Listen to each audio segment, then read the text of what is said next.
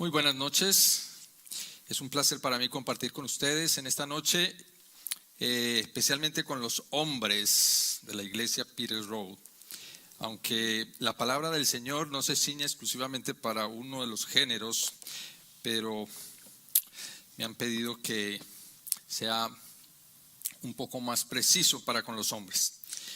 Y quiero empezar justamente orando y dedicando este tiempo en las manos del Señor, diciéndole: Padre, muchas gracias por el privilegio que nos das de disfrutar de tu presencia, de tu amor, de tu fidelidad en medio de las circunstancias. Y gracias, Señor, por la vida de cada hombre de la iglesia, hombre joven, adulto mayor. Te pido, Señor, que en esta hora quien está escuchando pueda ser impactado, Señor, no por lo que yo diga, sino por el poder de tu palabra. Con acción de gracias, amén. Quisiera comenzar diciéndoles o compartiéndoles, mis queridos, que al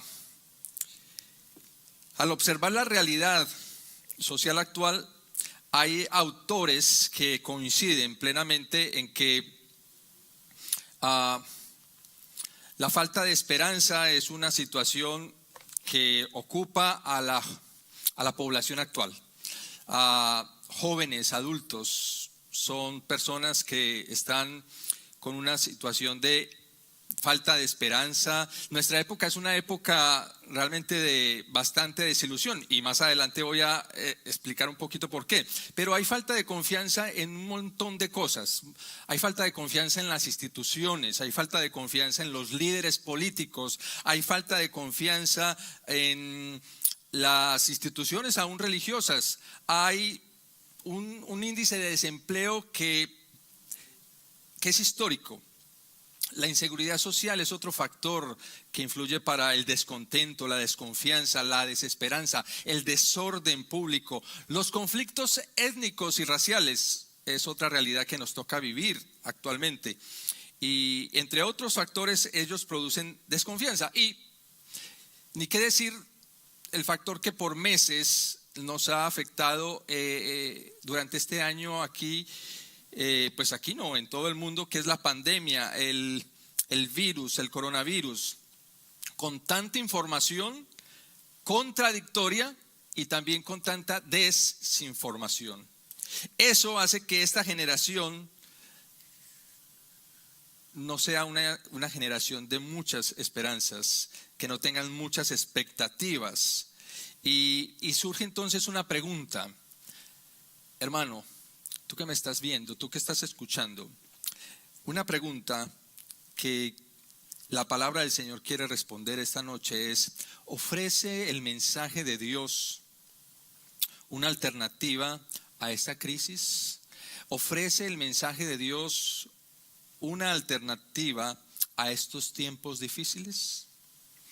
Yo me voy a permitir leer en el libro de Ezequiel, el profeta Ezequiel, un pasaje bastante conocido. Se han hecho bastantes exposiciones, estudios sobre el tema, pero yo quiero, especialmente en esta noche, enfocarme en la labor del profeta Ezequiel, y que cada uno de nosotros como hombres, como varones, nos podamos apersonar, identificar con el profeta Ezequiel.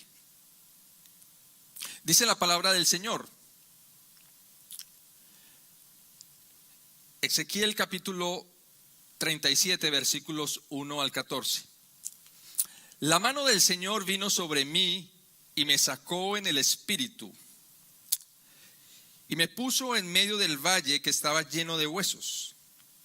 Él me hizo pasar en derredor de ellos y vi que eran muchísimos sobre la superficie del valle y estaban además muy secos. Y me preguntó: hijo de hombre, ¿vivirán estos huesos?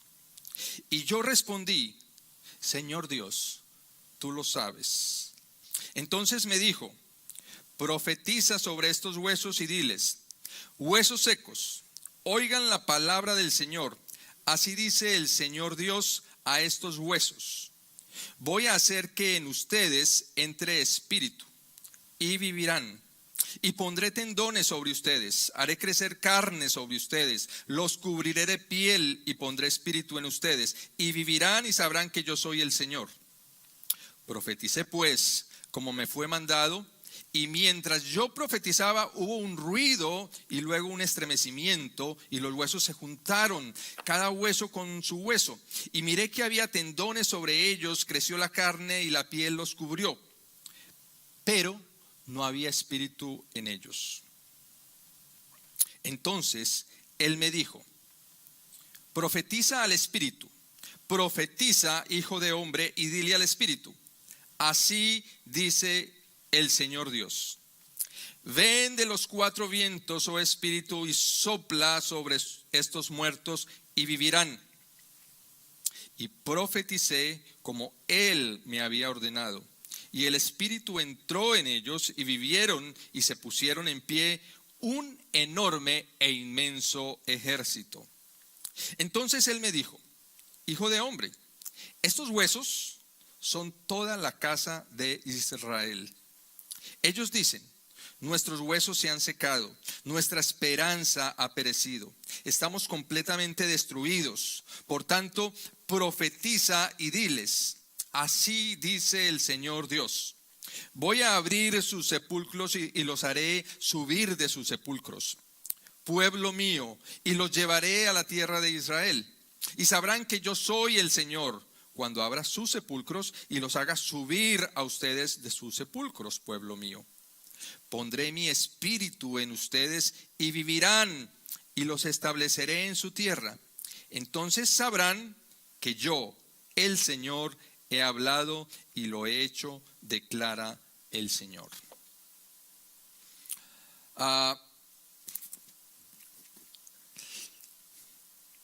Se ha denominado, o se le ha puesto el título a este pasaje que acabamos de leer, como el Valle de los Huesos Secos. Y yo quisiera más bien decir que este pasaje, para mí, yo lo podría más bien titular como la visión del poder restaurador del Espíritu Santo. La visión del poder restaurador del Espíritu Santo. Y para contextualizar un poquito este texto que parece como mágico, que parece como aterrador, que parece como sacado de una película de terror, es bueno saber que en el tiempo de Ezequiel estamos hablando de que por allá en el siglo VII, a finales del siglo VII, más o menos en el año 609, muere un rey que fue un rey muy bueno para el pueblo de Israel, el rey Josías, y con él, con ese rey, termina básicamente el esplendor del reino de Judá. A partir de ese acontecimiento, de la muerte del rey Josías, el pueblo de Israel pierde la independencia plena y el país se ve abocado a un momento de crisis. Y otros países que eran potencia en esa época, como Egipto y Babilonia, vienen a hacer gravosos impuestos y otras situaciones al pueblo de Israel, al pueblo de Judá. Por desgracia, esa es una realidad que se ha repetido y multiplicado a lo largo de la historia y que no nos resulta a nosotros desconocida para el pueblo de Israel. El rey Joaquín, que fue el que sucedió al rey Josías, ese mismo año, se sometió primero al pueblo de Babilonia, al imperio de Babilonia, pero después se niega a pagar tributo que le pedían, y ello provoca el primer asedio de Jerusalén, es decir, la primera invasión a Jerusalén, y con ello entonces también viene la deportación de un importante grupo. Y ahí en esa deportación del pueblo de Israel hacia Babilonia, muy seguramente iba también Ezequiel, en ese momento siendo un muchacho joven. ¿Qué pasa con el pueblo de Israel? Lo ha perdido todo: la tierra prometida, la ciudad santa, el templo, la independencia.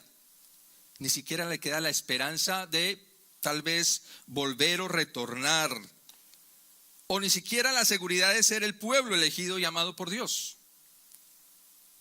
Y es en medio de esta realidad que se alzan voces como la de Ezequiel, que anuncian, por un lado, el inminente desastre o catástrofe para Israel, pero también pronuncian o anuncian la esperanza de la restauración para el pueblo de Israel. Entonces, teniendo en cuenta este contexto, no nos cabe duda de que era un escenario devastador y que estamos frente a un pueblo rendido totalmente y que estamos frente a un pueblo derrotado totalmente y que ellos mismos, como lo leímos en el pasaje, se describen como un pueblo sin esperanza, expuestos a la destrucción total. Y es que sin esperanza nada se construye. Cuando hay esperanza, hay construcción, pero cuando hay desesperanza, hay destrucción. Muchos escritores se han preguntado por qué un pueblo tan numeroso como el pueblo judío, más de 6 millones de personas, parece haberse entregado casi sin resistencia a la sentencia de Hitler, en la época en que Hitler persiguió al pueblo judío. ¿Por qué? Las preguntas que se hacen estos grandes escritores es ¿por qué no combatieron? ¿Por qué no lucharon? Y quizás esta sea en parte la respuesta, es que no esperaban nada, es que no tenían esperanza alguna de triunfar. Entre ellos el doctor Viktor Frankl, que fue el fundador de una escuela psicológica llamada la logoterapia, que a su vez se basa, esta técnica llamada logoterapia se basa en la búsqueda del significado de la vida y de las cosas. El doctor Frankl hizo una investigación entre los judíos, habiendo sido él mismo un prisionero de los campos de concentración. Y la investigación consistía en ver y evaluar que unos resistían, pero mientras otros morían o se suicidaban en estos campos de concentración. Y después de hablar con algunas personas, descubrió que los que resistían la experiencia de los campos de concentración lo hacían porque tenían algún asomo de esperanza.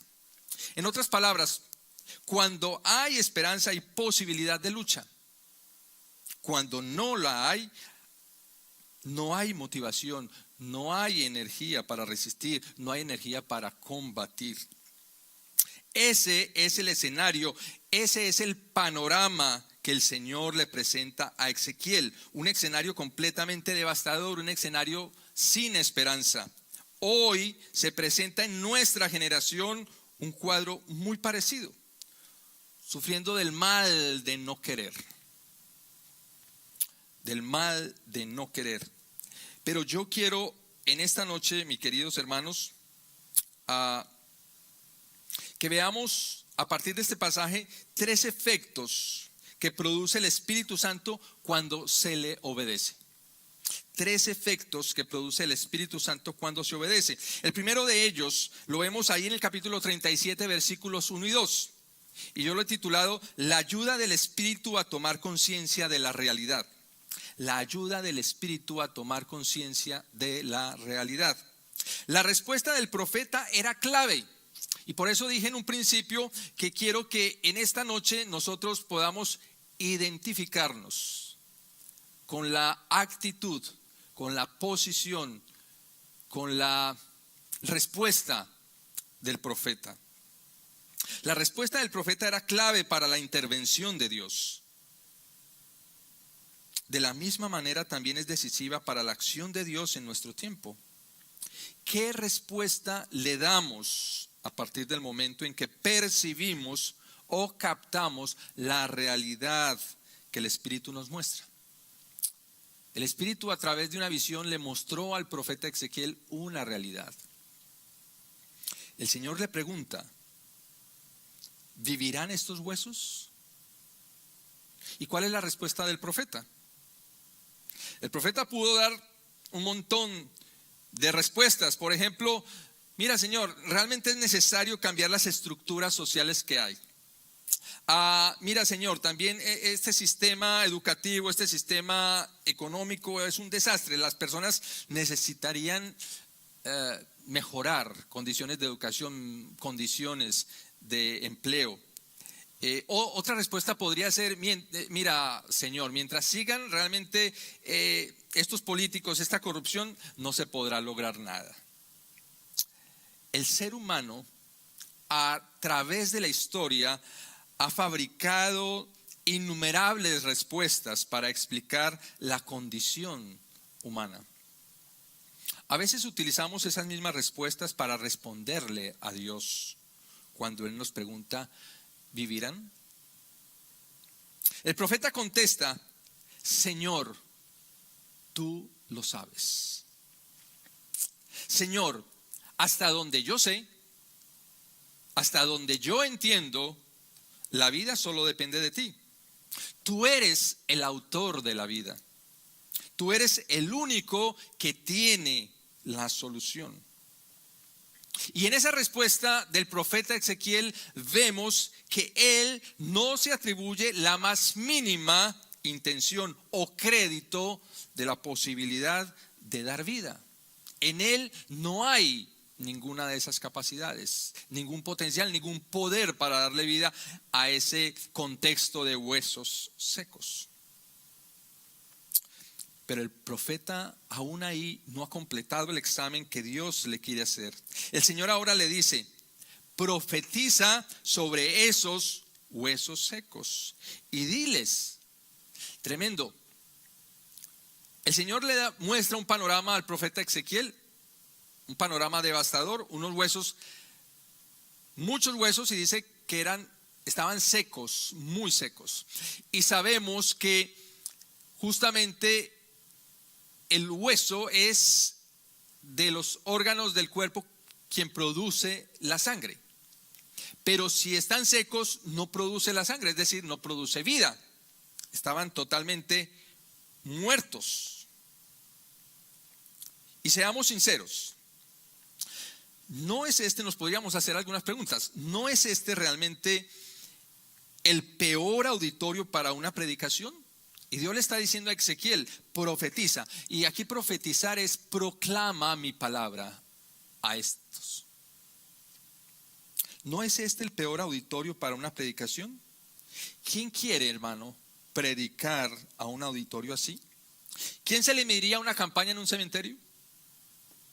Fácilmente se podría responder, Señor, estas personas no van a oír, no vale la pena ni siquiera que le hable. Están totalmente muertos, están sordos, están ciegos. En cambio el profeta, escucha, el profeta decide obedecer. El profeta decide obedecer. Profeticé, dice, profeticé pues como me fue mandado. Profeticé como me fue mandado.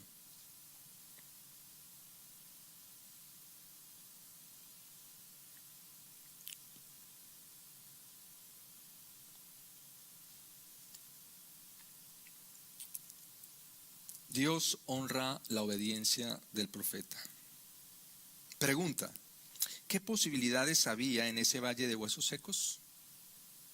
Es justamente en circunstancias donde absolutamente nada puede florecer, donde el Señor nos invita a dar una respuesta.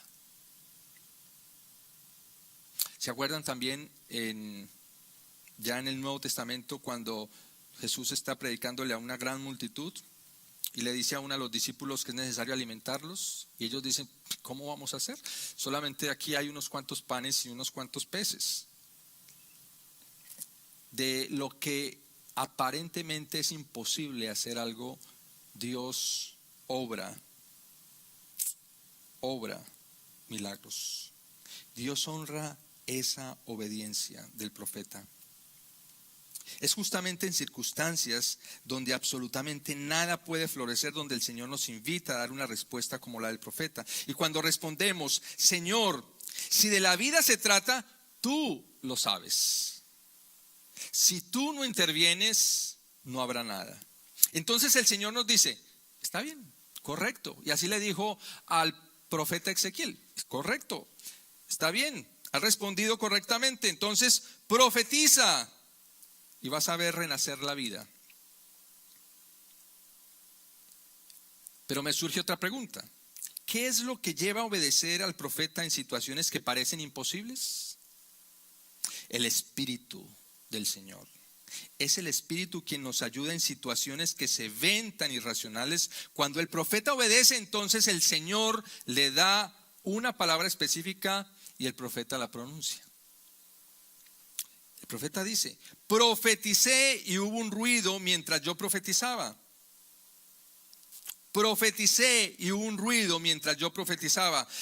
Mi hermano, ¿cuál es el ruido que se está produciendo cuando nosotros proclamamos la palabra de Dios? ¿Cuál es el ruido que se está produciendo cuando nosotros obedecemos la voz del Señor? ¿O acaso no se oye ruido? Y el otro efecto que se da cuando se obedece al Espíritu es la transformación. En esos versículos 7 al 10 del capítulo 37, el profeta observa cómo las partes del organismo se van integrando. Es como si de pronto, por la acción del mensaje que se está proclamando y que viene de Dios, las personas empezaran a integrarse. La época actual es una época de mucha desintegración. Las personas no se encuentran a sí mismas siquiera. No saben dónde ponen su cabeza, no saben dónde ponen su corazón. El profeta obedece y profetiza. Entonces empieza a ver cómo se van integrando los cuerpos. ¿Quién es capaz de convertir un cementerio en un ejército? Solamente el Espíritu de Dios. Nosotros mismos estábamos muertos, dice el escritor, el apóstol Pablo escribiéndole a los romanos. Estábamos muertos en nuestros delitos y pecados, desintegrados, pero fuimos restaurados por Dios. Esto es lo que ocurre por la intervención del Espíritu Santo. Cuando el profeta lo llama, el Espíritu viene a acompañar la tarea de los que muestran, escuche bien, de los que muestran obediencia ilusoria e irracional. Porque a todas luces es algo irracional que se le predique a un montón de huesos.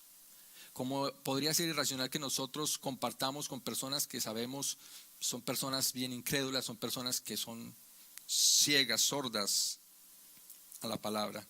Pero nosotros, como el profeta Ezequiel, estamos llamados no a hacer milagros, sino a proclamar la palabra de Dios. El que hace milagros es el poder del Espíritu Santo.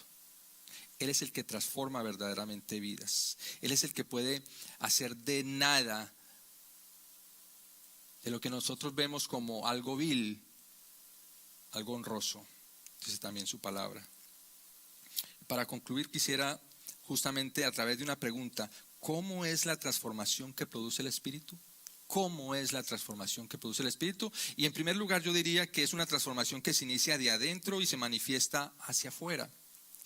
Es una transformación integral, no es una transformación a pedazos, es una transformación integral. El Espíritu reúne las partes en un todo. El Espíritu quiere actuar en todas y cada una de las áreas de tu vida, en todas y cada una de las áreas de la vida de las personas con las cuales tú compartes. A los que estaban muertos los hace combatientes. A lo invisible lo hace, a lo inservible lo hace útil. La transformación del Espíritu nos devuelve la esperanza. El Espíritu actúa donde hubo muerte. Ahora hay vida. El Espíritu actúa y donde hubo muerte, ahora hay vida. ¿Por qué el Señor hace todo eso? Y la respuesta a esa pregunta, ¿por qué el Señor hace todo eso?, está en el mismo pasaje. Capítulo 37, en los versículos 6, en el versículo 13 y en el versículo 14, se repite la misma declaración. Y sabréis que yo soy el Señor.